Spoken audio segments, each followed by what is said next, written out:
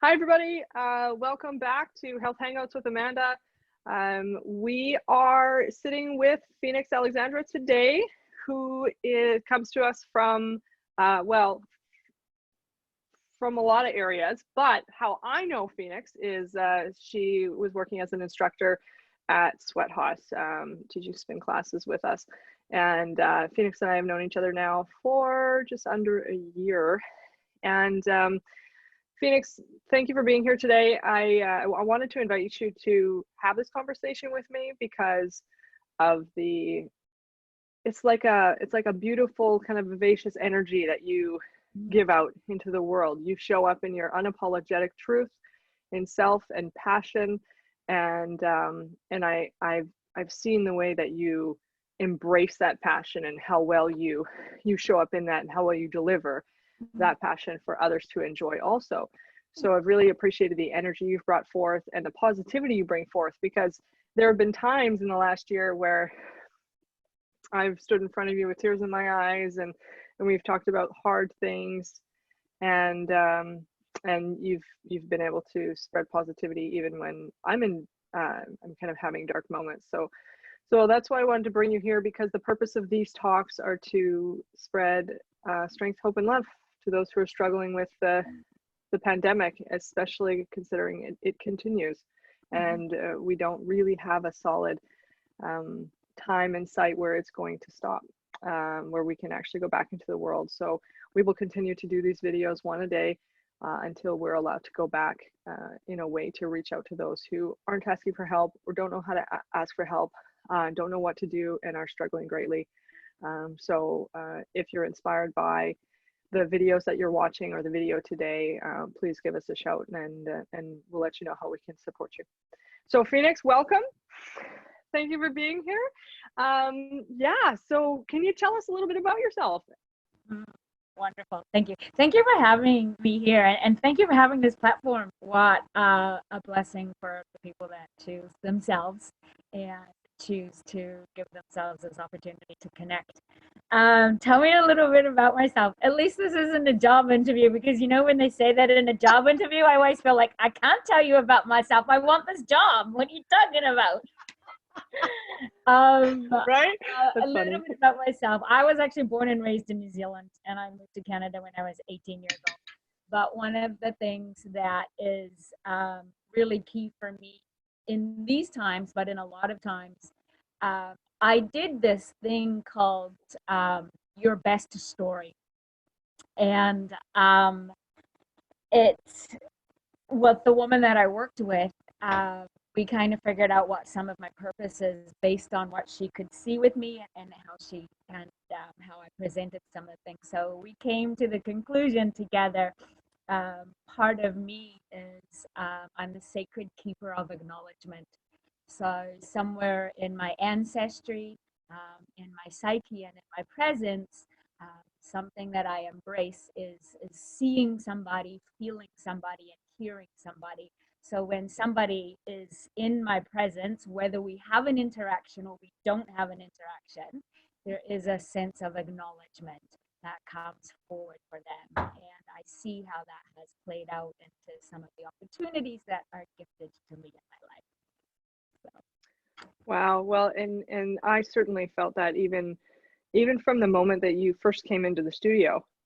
If you remember that first meeting that we had, we were like, oh, I'm really interested, and you were just this like a ray of light, you know. It was, yeah, just so beautiful. So yeah, and so we're here to not talk about COVID specifically. We're really here to talk about what we're doing to cope with what's happening and doing the best we can. And so yeah.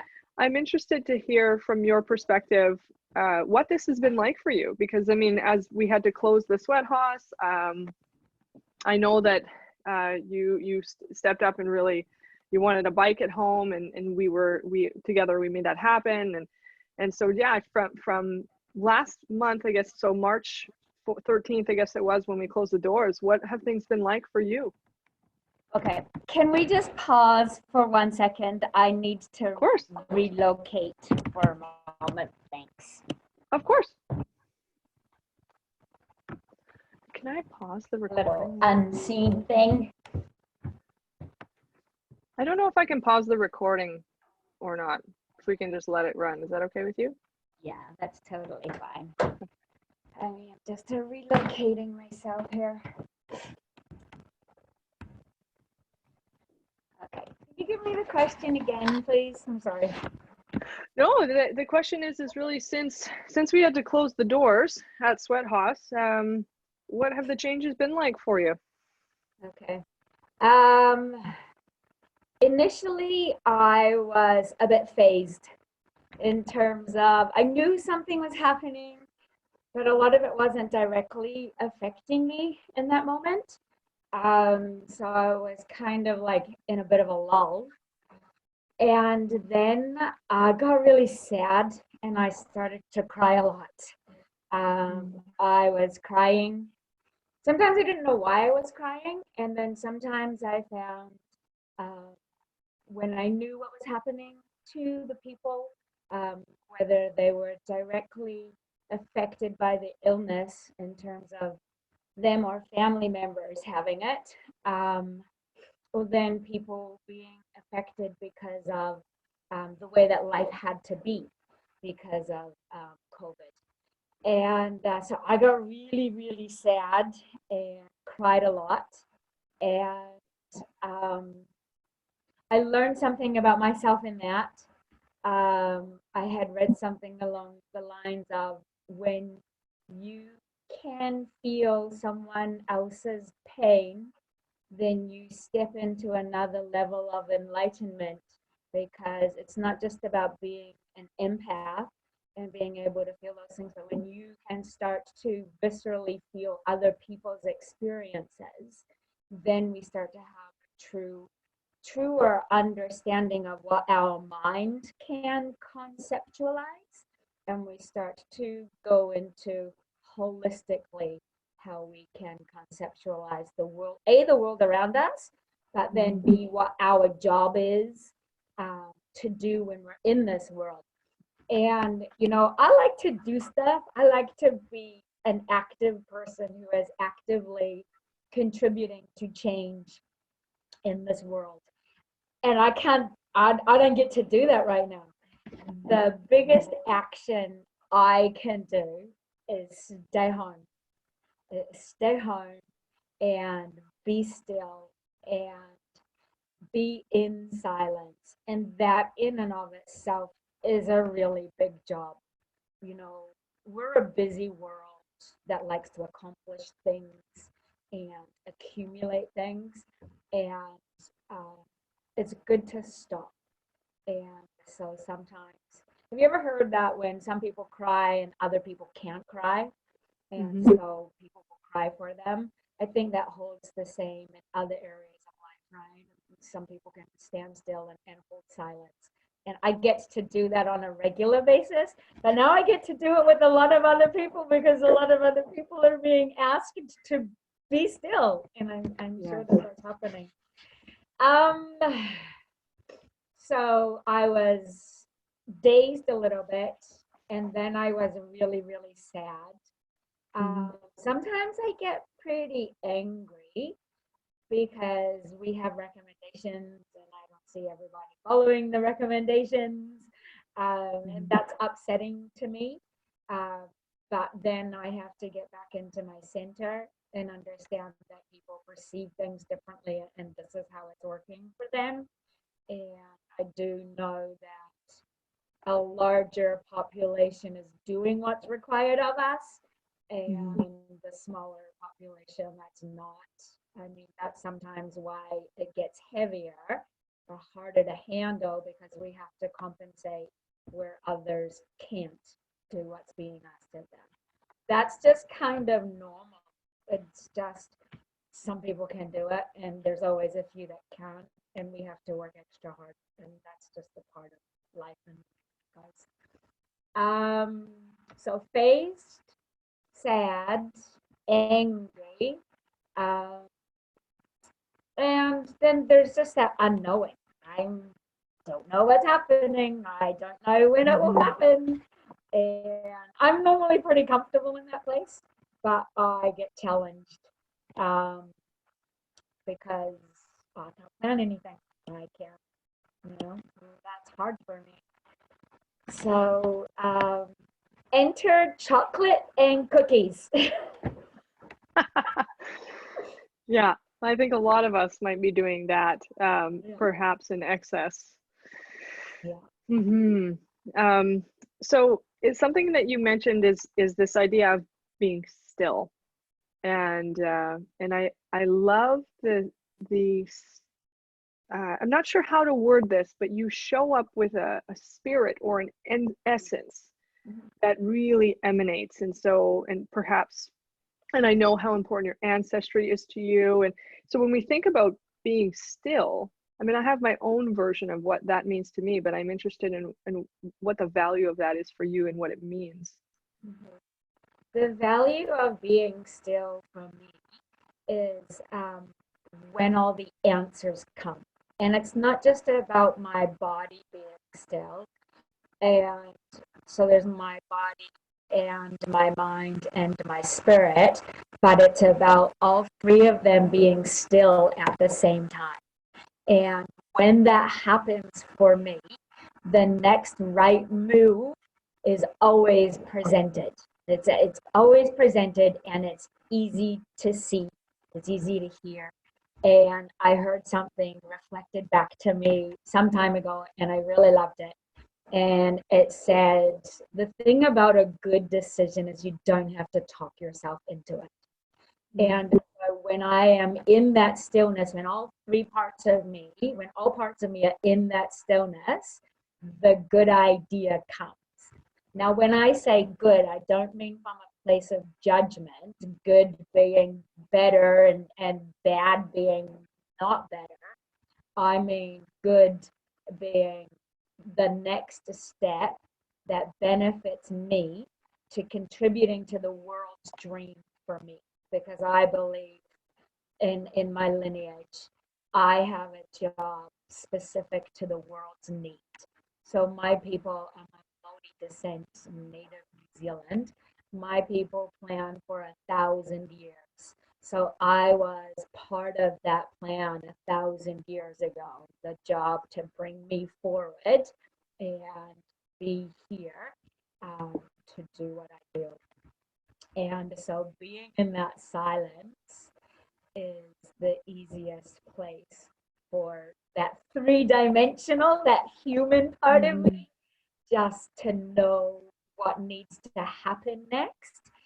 It's only been experience with the experience that I'm talking about that has taught me to not criticize it, not judge it, and not argue it. And just to know to just do it, because that's all there is to it. I don't need to know what happens after that step. I just need to know that this is the next step to take. Yeah. That's what being in the stillness is for me. Yeah, I love it, and my interpretation of the stillness is recognizing that there, one might call it a power greater than ourselves, or a universal force that really is paving the way, and then we have choices in that, but it's not up to us what happens. It's up to us what we do with what we're presented with. Right? Does that align with what you're saying? That makes it is totally in line with what I'm hearing. I want to reference something that I heard. I hope I'm going to get it right. And it talks about fate and destiny. And so fate is what happens to you, but destiny is what you do with what happens to you. That's, so you get presented with a situation, and then your actions determine the destiny. So there's that part about some things being fated to happen, and there's no way around it. But I believe destiny is motivated or fueled by our actions. Fate will happen. Things will always happen. We don't plan, we don't intend, it happens. And how we respond is where our destiny comes from, because that we take it there. That's what I think. Yeah, I completely agree. And a colleague of mine said to me once, you know, we don't choose our pain, but we do choose our suffering. So in essence, there's a similarity there, that we can't control what happens to us, but what we do with it will either perpetuate suffering or can lead us into a healthier path. And so I do agree with what you're saying. And so I'm wondering, you know, as I think about having to sit in the stillness, well, actually, maybe I'll just share a little bit about how I've been sitting in the stillness and facing this, and then maybe we can talk about what you've noticed as how your life has modified or changed, or your vision of the world or your vision of yourself, how those things have changed at all since this happened and you sitting in the stillness, and if you've noticed any changes around you with others who are now being forced to sit in the stillness. Because I know for myself, and you know well enough, that I was consistently busy and running and meeting to meeting, and so with the closure of our doors at Swet Haus, and things slowing down all around and not leaving the house, there is a universal force that is definitely forcing me to stay home, right? And in staying home, I don't have any running around to do. I still have like meetings, and like obviously like this meeting, we created this, and we, you know, we're spending the time doing this, but to be forced to sit in the stillness has been a really beautiful thing now. But before, as I faced the change of what was happening, a lot of tears, a lot of unknown, a lot of desperate trying to change it, or find another solution, or any way to keep the doors open, or it was like this teeth gnashing kind of like, how do we keep this going so we can pay our bills and keep this business running? And so for me, although, you know, we didn't want to close, we still don't, we want to reopen. For me, it's like this has all been really powerful and really positive, because I'm actually sleeping enough and eating well, and embracing this quiet. And it's really nice. It's interesting though, because it's really nice now that the tears have stopped. I'm really enjoying it, but I'm enjoying it so much that now I'm sleeping till 11 in the morning. So instead of getting up at 6 a.m. and going until 8 p.m., I go to sleep at 2 because I'm watching TV, and then I wake up at 11. I'm enjoying it. Who doesn't want to sleep in? But now I'm like, oh, so there are things that I do have to do in a day. My morning's over by the time I get started. So there's an interesting balance that I've now flipped from like being hyper productive to being depressed about the loss, to now being like not so productive and being okay with, like, you know, the laziness that kind of comes in. And I'm going to call it laziness because I'm choosing to, you know, to just do that. And I'm okay with that, but I'm noticing it's becoming a pattern now too. So the stillness, super valuable as I work through the sadness, but watching how I can lose myself in the in that, like it's like it's not actually, it doesn't feel healthy for me to do what I'm doing now. So I've gone too far over on one end, right? So trying to come back from that, and you know, I did my first run outside a couple days ago, and now I'm, you know, did a TRX workout in the house. So trying to like do that more, but we've been in quarantine for a month now, and I just went for a run yesterday for the first time, right? So trying to curb that. So that's kind of my take on the stillness and how I've navigated it. And so I'm wondering for you, how has this stillness affected your life and others around you? I do want to talk about the others around me, because I believe that the world, people that I meet, they reflect something about me, to me, with whether they're a stranger or whether I know them well. And it's been really neat to watch the people in my life. The first thing they have been is respectful of the experts and what they have said. And that was kind of a really neat piece for me to watch other people, because I have people in my life who know everything and confident in their opinions and why. And to see those people whom I love very dearly, to see them be told by officials, this is what's happening, this is what we need you to do, and to watch them respect that was really a moment for me. Because as much as you know about someone, when you stop, you can see so much more and know so much more about them. So that was a neat piece to watch that.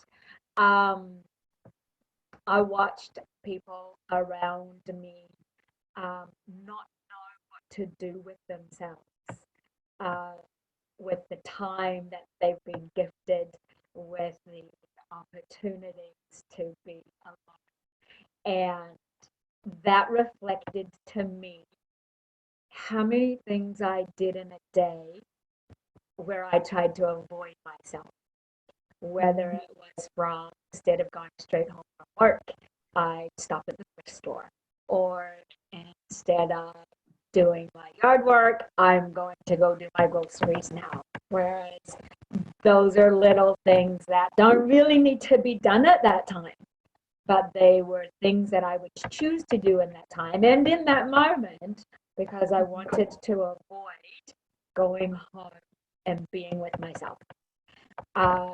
So that was interesting. So when I started to see that, I was looking back on the journey so far since quarantine with COVID-19.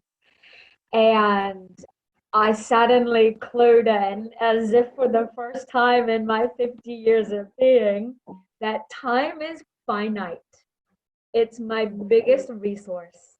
It's the most valuable thing I'll ever own, and I don't own it outside of my health. My health is the most valuable thing I'll ever have in my whole entire life. And the next most valuable thing is time. And so I was sitting there at home by myself saying, time is finite. I'm not getting this back. I'm not getting this back. And it didn't mean I had to rush and do. Remember all those things you said you'd do if you only had the time? It didn't mean I had to rush and do those things. Half of my garage still needs done. I can see pieces on the floor that need to be swept or mopped, or that's, I'm not jumping there. I'm not jumping to this activity, but I am jumping to the honor that it is to have a life, to have a body. I get to work right now. I get to work differently than I've ever worked before, but I get to work. And it's taken me back to gratitude. And that's important, because for me, without gratitude, I will run away with my ego. And if I'm running with my ego, I'm judgmental, and the world owes me. And I've got some things that you should know. And judgment is fine. It's what do you call it? It's a survival technique that the ego created in order for us to keep ourselves what we think is safe. But I think now discernment is more important, and discernment is a fine-tuned judgment. Judgment says yes, good, no, bad. Discernment says yes, this works for me right now, and then discernment says no, this doesn't work for me right now.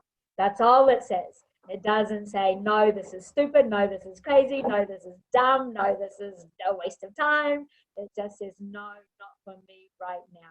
Now, what does that give me? That gives me the grace that in the future, when that thing I said no to, I suddenly say yes to. So because I used discernment, I didn't put it in a place where when I want to say yes to it, I won't let myself say yes to it because I judged it as bad. Whereas using discernment in the future, when I want to say yes to it, I get to say, yes, this works for me now. But it didn't work for me back then. So I offered myself some grace with all of that. So watching the people around me, they've been gentle moving forward with that, and by gentle, I mean, they're strong personalities. And there's two people I'm thinking about. One of them is my daughter, and one of them is her dad. We're very close family, even though we've been divorced for, 22 years. We still operate as a family. But there's four of us in this family, all very strong-willed people.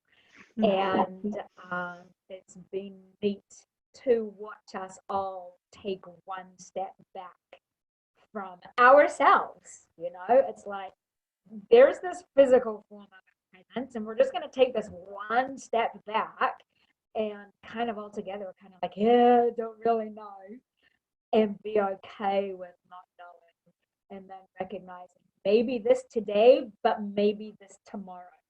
And I, at this point, would like to credit, our government and our leaders for presenting to us daily facts, and models and statistics and hopes and desires, and acknowledging us for where we're at, but also acknowledging that the job is to serve the greater good, right? But the constant thing I've heard from day one, both from elected officials, from you, from Swet Haus, from my other job, we're all in this together, right? It's that we're all in this together. And I think that tempers it a little bit, because my struggle is my struggle, and someone else's struggle will be someone else's struggle, but we're all going to struggle with something right now. And I think that that's a bigger part of it, is that we're not. And it's not even just Nanaimo or Vancouver Island or BC or Canada. Like, we're talking worldwide. I have a daughter, right? And we're talking worldwide that people are going through this. And yeah, it's great to be Canadian, or of Canadian essence, because I think we, as a collective, are kind, conscientious, and thoughtful. And that speaks largely, that vibration speaks largely. When I go grocery shopping, and that was a real hard thing for me. I didn't go for weeks. I just lived on whatever I had. And when I finally went, I was crying because I had to stand away from people. You'd walk down an aisle and someone would come down the aisle, but because you were there, they'd go down another aisle. I don't know if that's why they did that, but we're trying to awkwardly social distance from everybody. And that's kind of neat, right? Like, you can see people consciously contributing to what's in front of us. There's that thing, you're part of the problem or you're part of the solution. And to be out there if I have to, and see people trying to be part of the solution, it's kind of a warm place to be amongst it all. Yeah, and I've had similar experiences going grocery shopping, which I tend to do, every 2 or 3 weeks at this point, instead of weekly like I was doing before.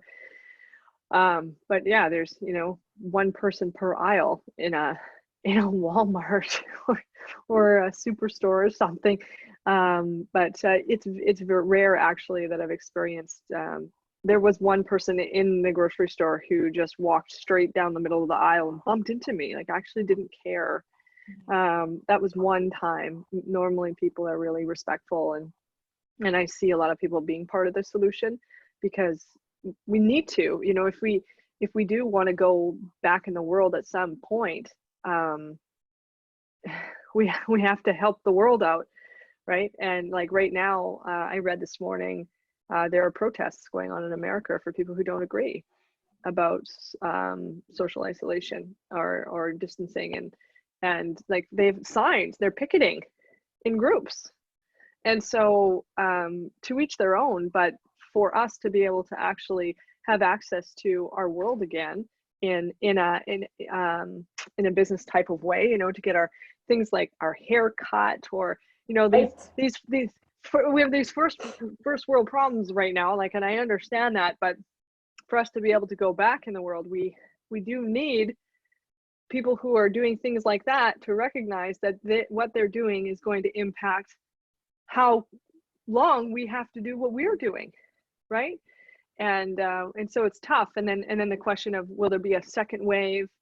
I mean, who knows? But it's really disheartening for me also when I see that people are not taking this seriously and they're doing whatever they want. And like, I understand it. I understand being locked up is, it feels like that, you know, being locked up is really challenging. But what is beautiful about it to me is everything that you've just said about the stillness, everything that you just explained about you know, watching these people who are powerful in your life and watching them listen and noticing what you can see in them that you couldn't see before.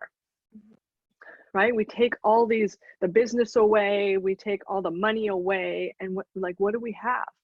And how is that person going to show up for the collective greater good? Or maybe they don't. Maybe they show up for their own good and they don't care about anybody else. It's just very interesting what we see unfold. And I'm noticing that too in my own life. So we have this beautiful stillness that a lot of people are actually complaining about. And I get it. Like, there's a lot of mental health issues that are happening now because people don't know how to cope, and people are not coping well with deaths around them. We are experiencing, you know, in the world, deaths for other reasons that are related, but not directly as a result of the virus. We have grief. Like, I can't even explain that. I don't even understand how great the grief in the world is for what's happening, right? So I want to acknowledge to our listeners that we're not here to say, oh, this is all roses and we're, you know, if we just work together, we're going to be fine. You know, that's a very rose-colored glasses view, and I don't want to come across that we are saying that. But what I am saying, and what I hear you saying, Phoenix, and please correct me if I'm wrong, is that we can do what we can do with what we're presented with, and we can choose our destiny, like you mentioned, or we can choose our suffering. And maybe, you know, I don't know what that looks like for everybody, but yes, there is a lot of suffering. And this is why we do these videos. This is why we do the emergency groups and why we do the things that we're doing. We recognize that there is a lot of pain and suffering in the world, but there's also silver lining and beauty in what we have in front of us. And so it's that we can tap into. And that's what I hear you, Phoenix, talking about is like, you're tapping into this gratitude and this ability to rest, right? So do you have any thoughts about anything that I've just said?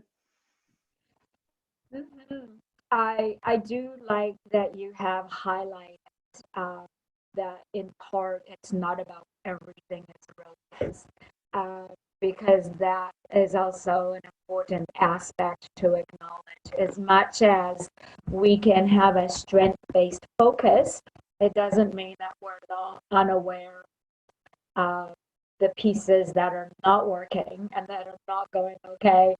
And it doesn't mean that I don't have my moments. When I saw the protests, I was livid, you know, and some of those protests in their car got in the way of an ambulance getting to the hospital with a patient.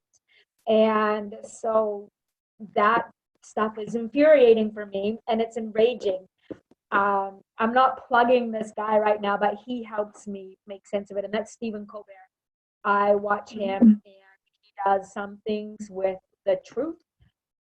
He'll present them, and then he'll mock a few things, and then he'll get to the end point message, which is kind of what I hear. Come on, folks, some of you just get it together. And then he proceeds on and gives us other opportunities to engage with, like artists or people that interview, and helps us keep our mind going, because I really think that that's important too.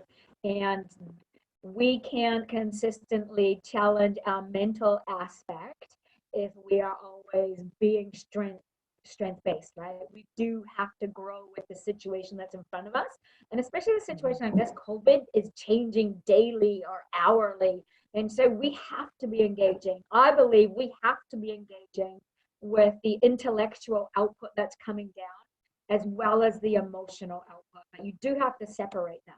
You have to know when you're emotional, and you have to know when you're integrating intellectually, because an emotional response can fuel some more damaging things than a rationale will. So I think that it's important that you brought that up to the front as well, because I believe it's important. Yeah, thanks, Phoenix. Yeah, I think, at the end of the day, the reality is that this will pass, and we have to walk through it. And we, our greatest advantage is what I think is strength in numbers, right? And I know that, it doesn't matter whether it's a one-on-one relationship or a community-to-community relationship or a government-to-government relationship, but we're going to have disagreements. Okay, so let's embrace those agreements, and let's work it out in the best way that we can. Now, there was an interview I did with Kim Seaver a little while back, and he talked about like, what can we do on this grander scale? And it's hard because, like, say you and I, Phoenix, if we went and like picketed the fences of White House or whatever, like, you and I aren't going to get very far, if at all. We'd probably get arrested, if we did that. We're not allowed to travel there anyway.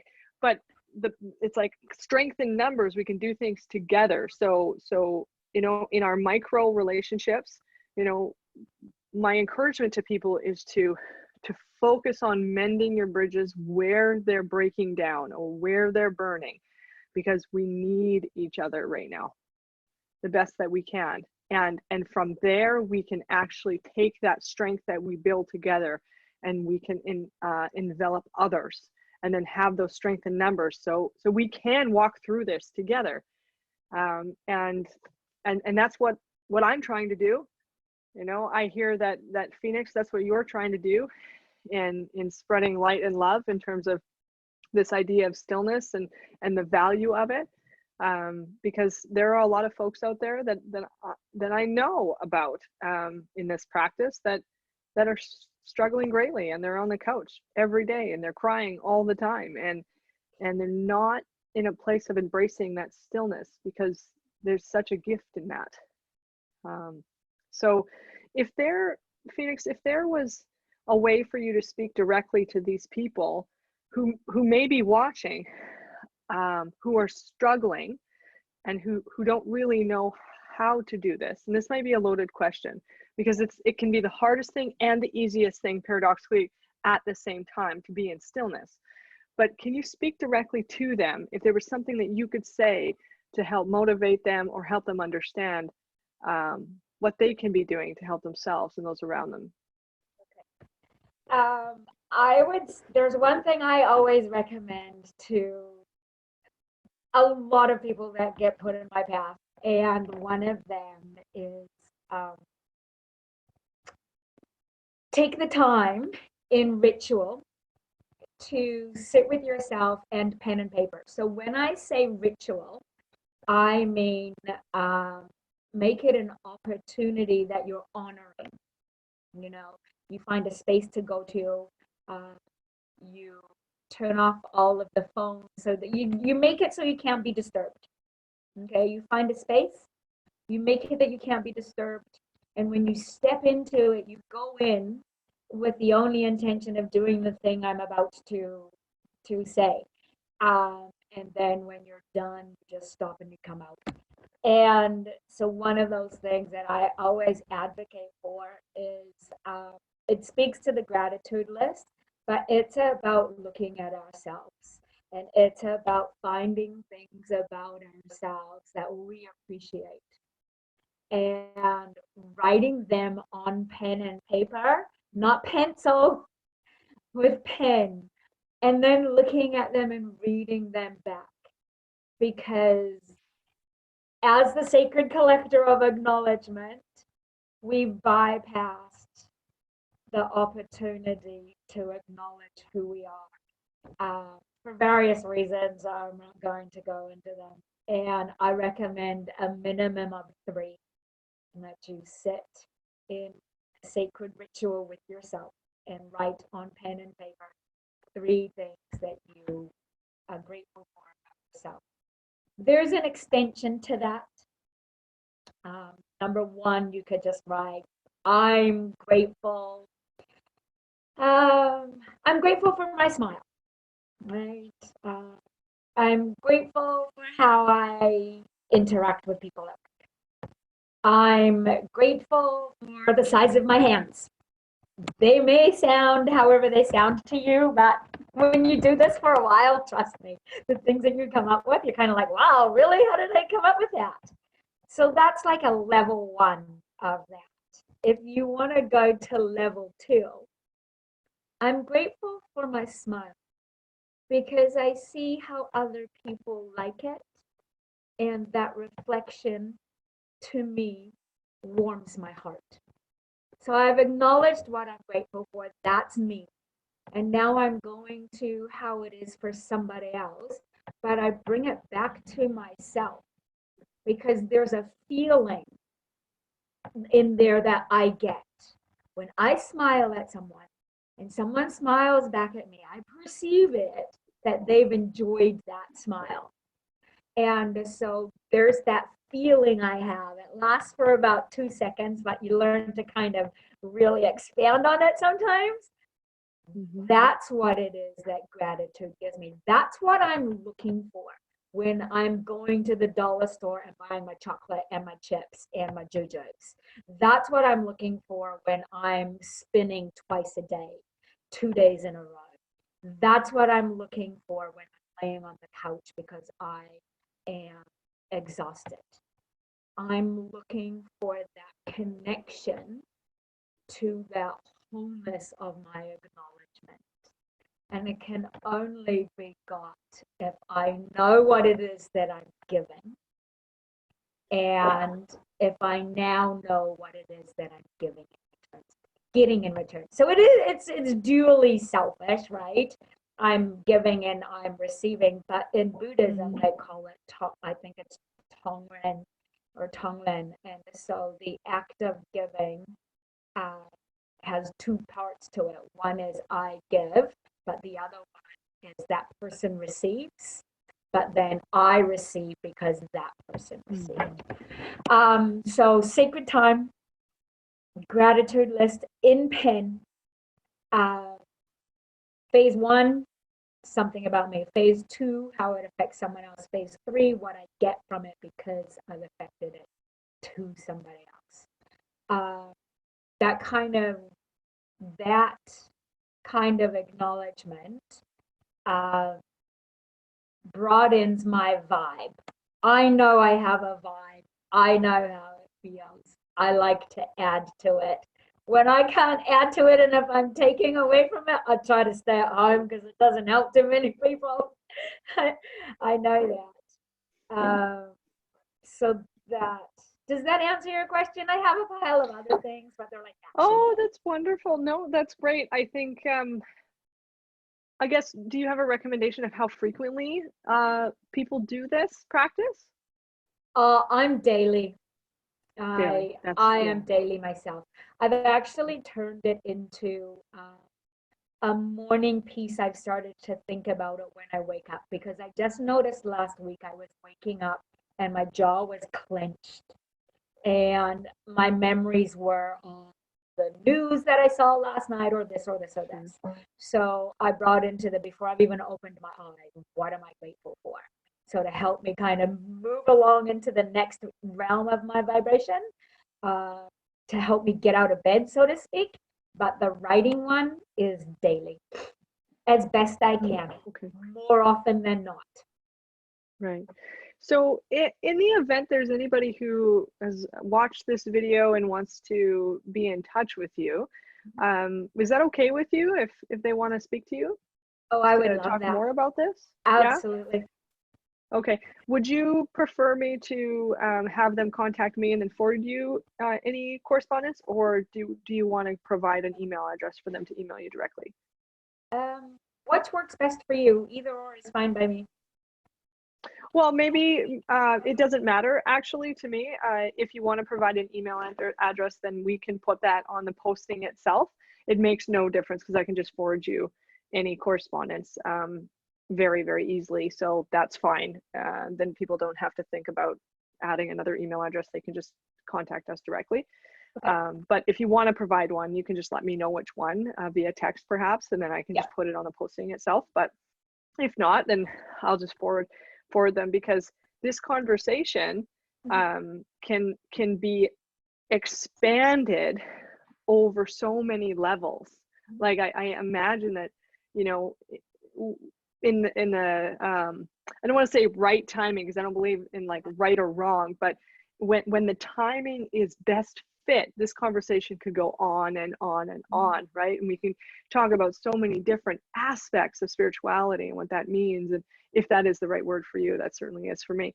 So so if there are any people out there who want to talk more about this what I might call like an awakening journey, you know, we awaken in stillness, we learn about ourselves, and Phoenix has suggested that we start to look at what we're grateful for about ourselves.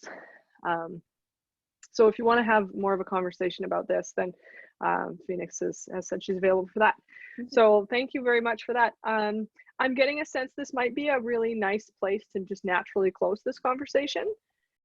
Yeah, and again, I want to thank you greatly for taking the time. This is volunteer time of yours and mine alike, and time is a very precious thing, as you've mentioned today. It really is one of the most valuable things that we have in our lives, I think. And so I'm grateful for that, and also, you know, on the Swet Haus side, really grateful for your willingness to see if we can do some digital classes from your house and offer those to folks who have bikes at home or are willing to do some exercising with you, and even just for yourself too, because I know how your heart and soul is wrapped up in spinning, and it's been a very valuable thing for you. It's been beautiful to watch you engage with that and be interested in that. And so we'll continue that path together, and the unfolding will be whatever it will be. But before we close, the one thing I will say also is that you and I have been talking for a long time about getting together for lunch or a coffee, and we've never done that. We've never been able to do it for whatever reason. Something's always getting in the way. I'm going to be gone, or like, oh, let's do spring break, because then we were in isolation. And so we haven't been able to actually connect. And I even know that we have talked, you know, in the office, and briefly, it's been like, you know, 2-3 minutes each time. That's been all fine and well, but this has been really lovely because we haven't had this opportunity. And so it's very interesting to me that it took, and this is the stillness, right? It took the isolation and the requirement to do what we're doing now for us to be able to connect this way. And for that, I'm very grateful. I'm very grateful too. Thank you so much. Okay, wonderful, Phoenix. Okay, well, we'll talk soon then. And thanks again for today, and I'll be in touch. Okay, great. Thanks. Bye for now. Take care. Bye-bye.